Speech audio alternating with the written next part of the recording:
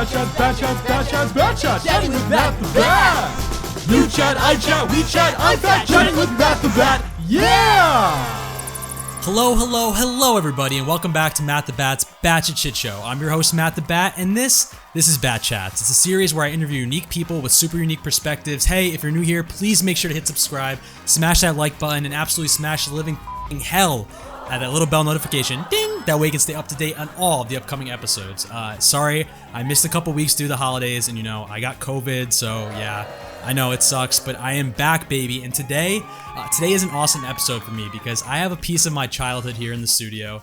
No, it's not my limited edition Barbie dream house featuring the pool, slide, and elevator. I did not play with that shit. I played sports because I'm fucking tough. I didn't have time to do that shit. No, I'm kidding, but today I have my buddy Justin here. We recently met on Instagram. He's a great guy. He was formerly known as Tsimfuckis back in the day on YouTube.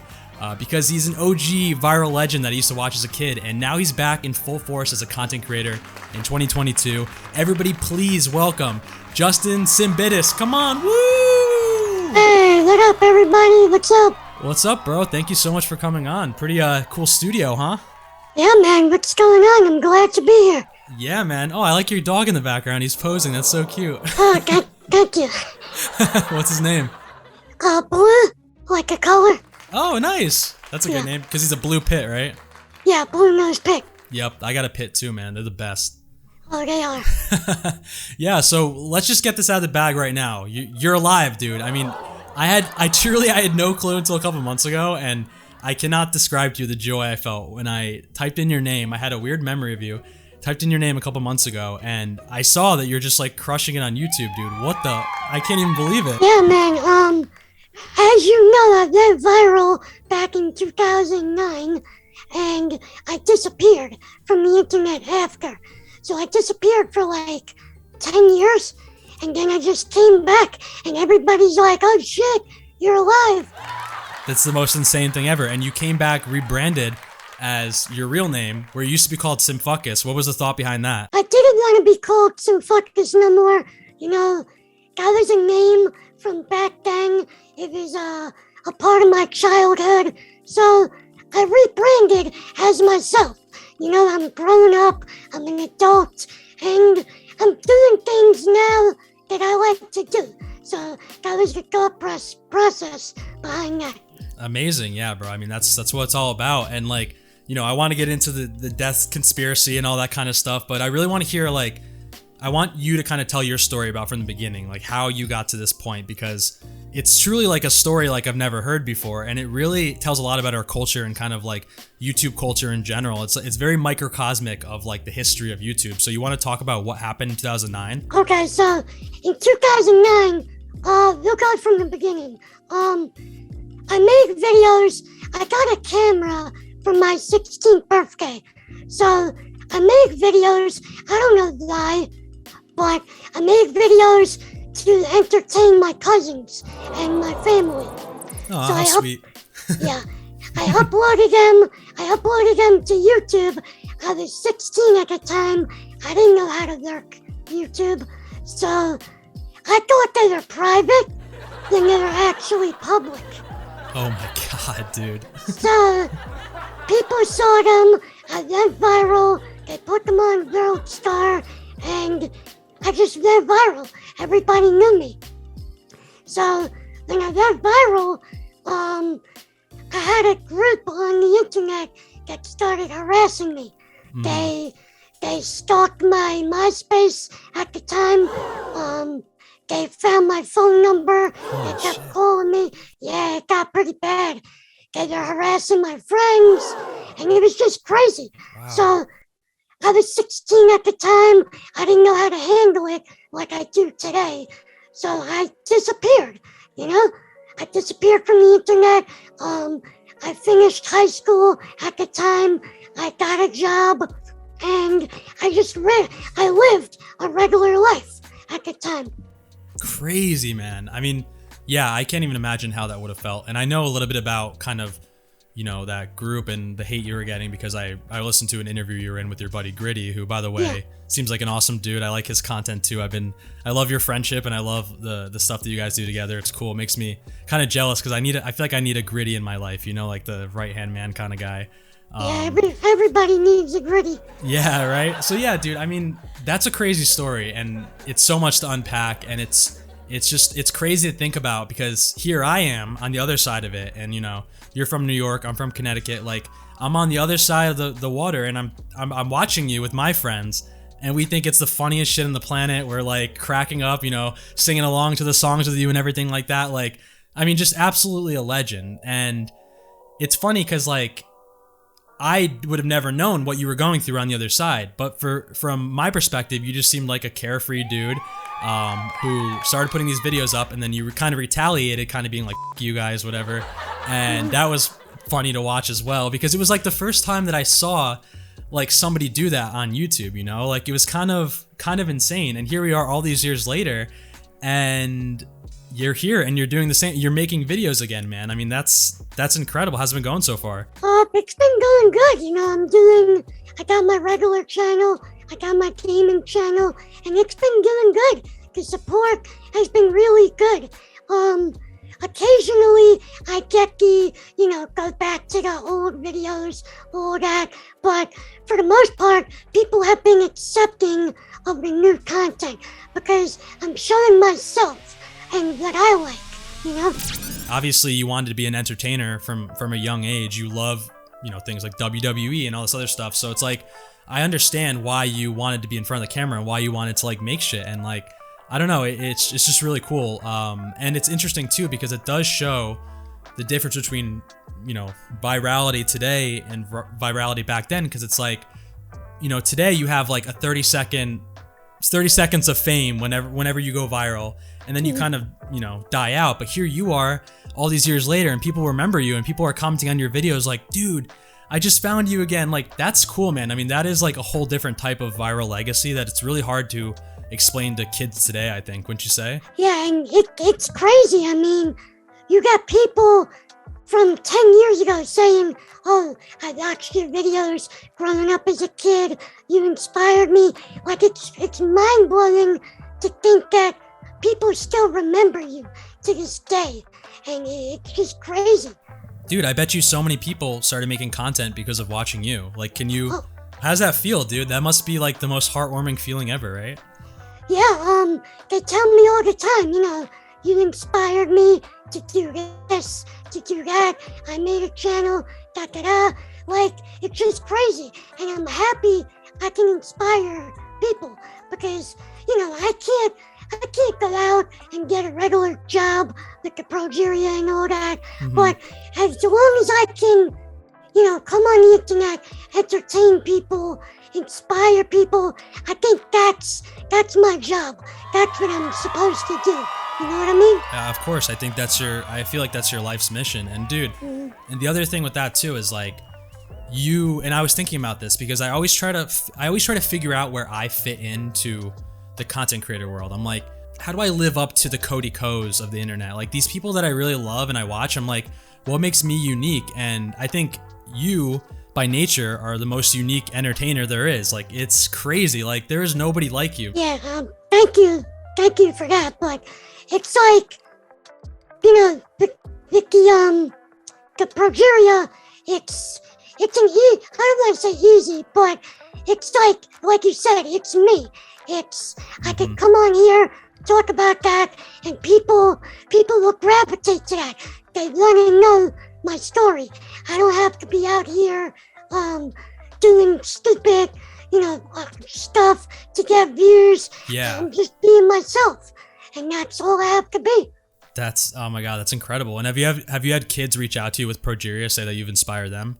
No, actually. Wow. I've met a couple of kids with Progeria growing up, but nothing like they haven't reached out to me. I actually reached out to one of them recently. I found him on TikTok. He has a gaming channel, but he hasn't responded since.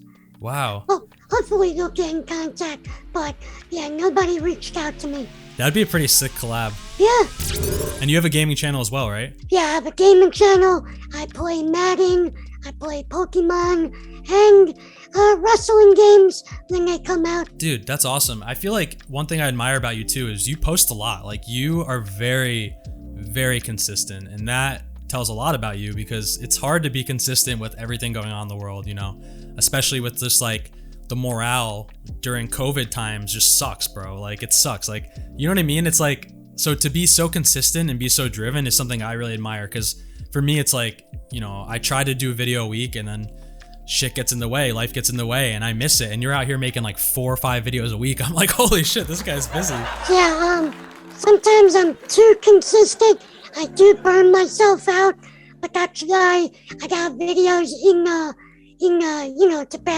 to back up for those days when I feel like I don't want to do nothing. I got videos in the can, so it's like, yeah, I'm consistent, but I know when to take a break. That's good, man. I mean, that sounds like a great balance. Yeah, I think like getting ahead is a big part of it. That's kind of the hardest part, right? You got to get ahead and then, yeah, as you said, have them banked up. And like with that, you do a ton of stuff. I mean, you do a lot of wrestling commentary, which is pretty cool. Just because growing up in Connecticut, WWE is like a big thing because that's where the headquarters are. Have you been before? To the headquarters? No. Oh yeah. Have you been to like a match or anything? Yes, I've been to a bunch of live events, and it's really cool.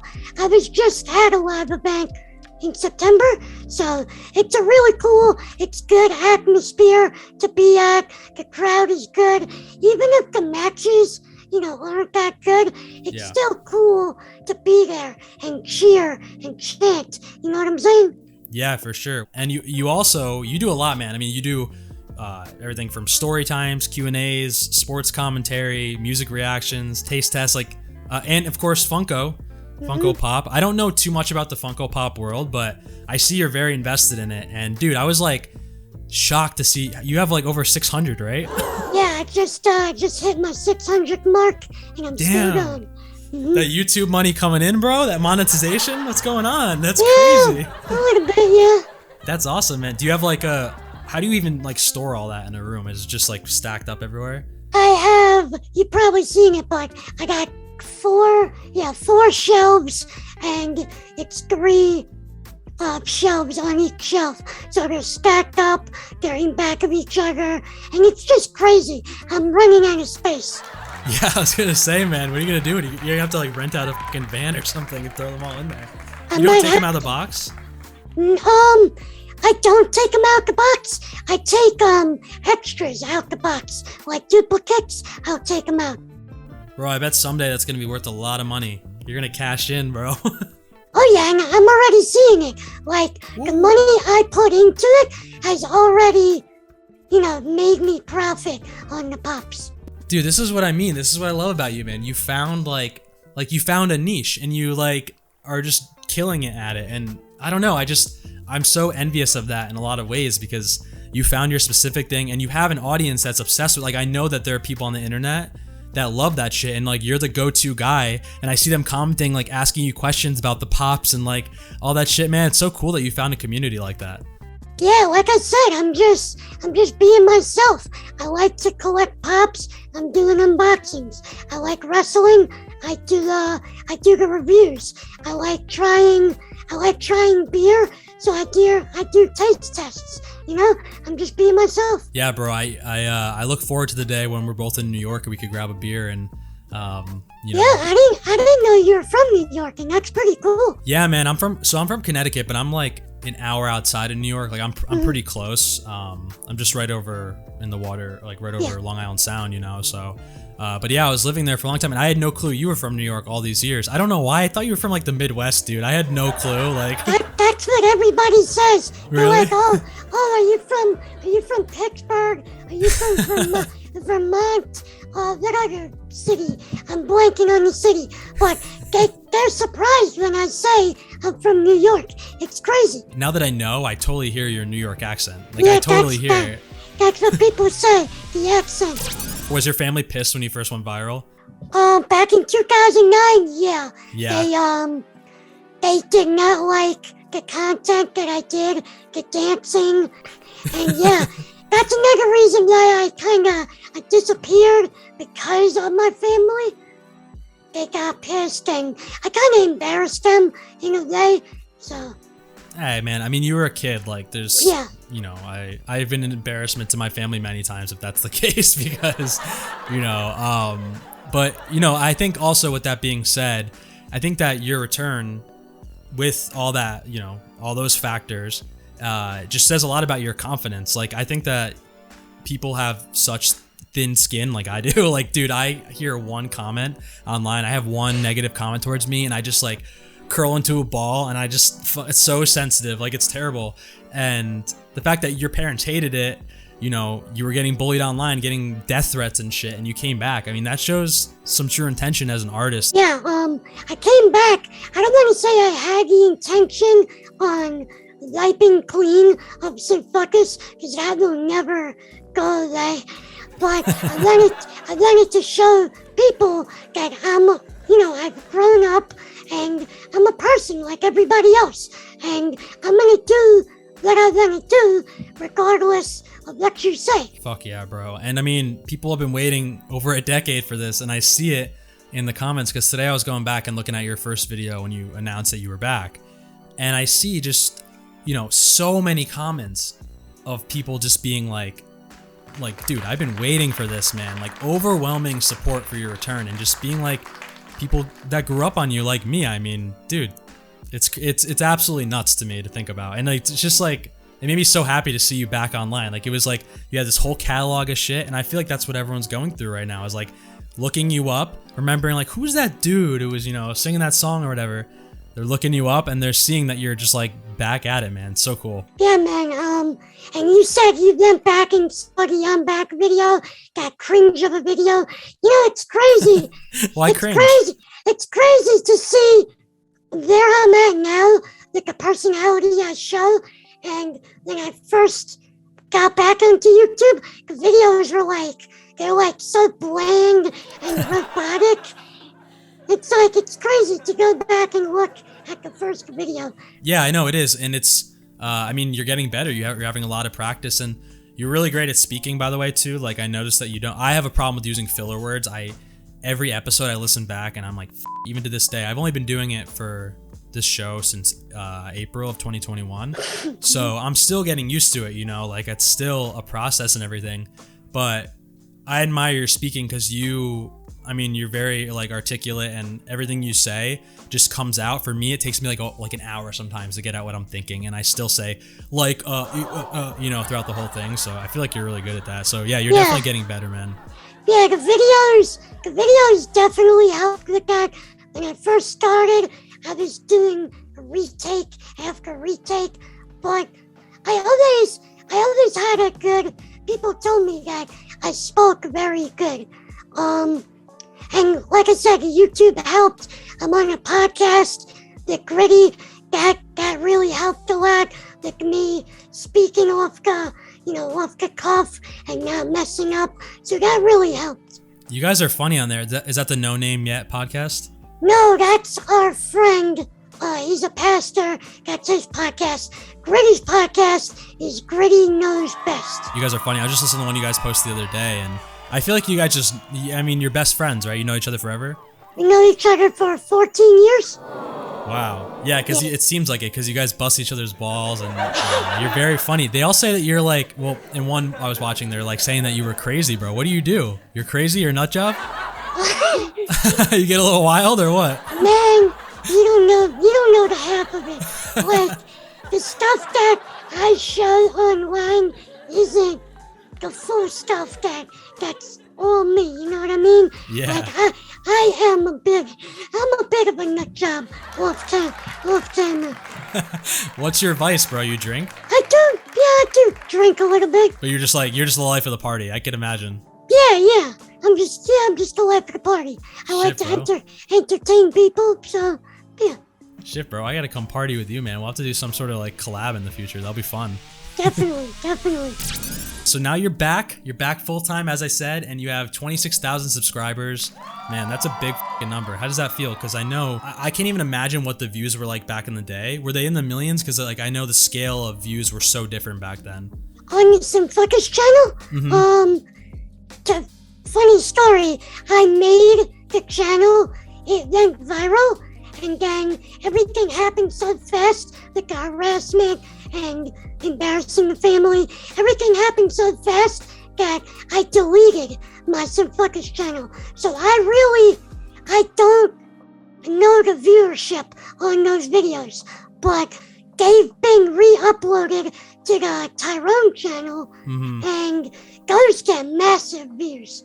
So I can imagine the mine guy. I feel like that guy should give you the channel. I mean, I thought about contacting him.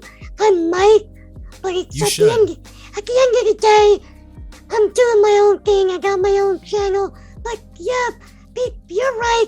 People tell me I should own that channel. He's probably a fan of yours. I mean, Probably. he probably, like, I feel like rightfully so. That's your IP right there. I think you should be able to get that account and, throw some videos on there and maybe like unlist your other videos if you want that total fresh rebrand, because they've got a lot of subscribers on that channel and it's because of you. No, you're right. You're definitely right. And again, I hear that all the time. So I might contact the dude, and privating the old videos. I don't think I'm gonna do that because that's, like I said, I don't wanna clean my legacy from that, but I do wanna, like a new channel, I wanna show people that, I'm back and I'm older now, so I'm into different things. You know what I mean? But I still want the legacy to live from the old videos. Man, that's so admirable. Like, I really wish I had that confidence, man. Yeah, and it took a while to come to that thought process, because for the longest time I was embarrassed, I was ashamed of those videos, and then people called me Tsimfuckis. I hated it, so it took a while to get to the thought process of, oh, that's me, but that was the old me. This is the new me. I'm not that person, but I'm glad that those videos inspired people. So it took a while to come to that process. Yeah, man. I mean, that's part of growing up, and yeah, everybody makes mistakes. 100%, dude. 100%. And one thing that's interesting about you that I saw in one of your other interviews was you had some sort of connection with Howard Stern at one point, right? I met Beetlejuice. I waited outside the building to meet Beetlejuice, and we did.